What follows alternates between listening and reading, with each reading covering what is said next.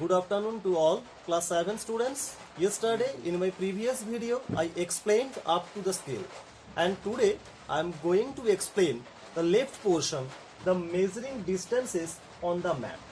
So basically, depending on the map, we should also measure the distance. So what is the meaning of the distance on the map?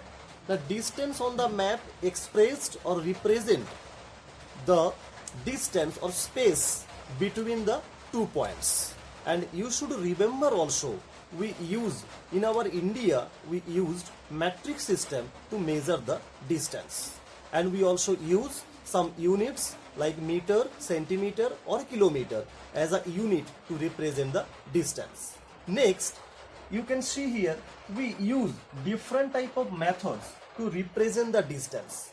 We also use different type of methods to represent the distance. First method, straight line method.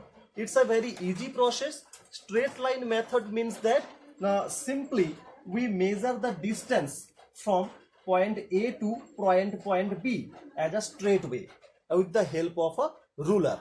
Then this process is known as the straight line method. Suppose here one point is there, point A, and another is point B. So when we take the distance, then we put the ruler from A to B and we measure the distance. And suppose from A to B the distance is 2 centimeter. So obviously its distance is, or the between A to B distance is 2 centimeter. After that, with the help of a piece of thread, we also use the thread to measure the distance. When we use this thread, now basically we use thread when we measure the any curved line. Curved line means when we measure the road, when we measure the any rivers, when we measure the any type of canal, that time we use the thread to measure the distance. But how we use to measure the distance with the help of a thread?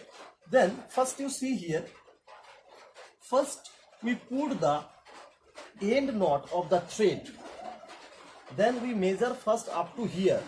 After then we again put the ending knot or ending point. We put the thread from the ending point of the distance or of the object and up to the last. And in this process also we can measure the distance from any river, canal or any type of roads. Next, you can see with the help of a paper strip. With the help of a paper strip, we also can measure the distance. This is the paper strip. So first we put this end of the or edge of the paper at the point A or the ending starting point up to the ending point. We first put this paper from starting point to ending point, and with the help of a pencil or pen we can measure, or we can put any type of color. We can measure this distance and easily we can find out the distance with the help of a paper strip. Next, calculation of area on the map. How we calculate the area on the map?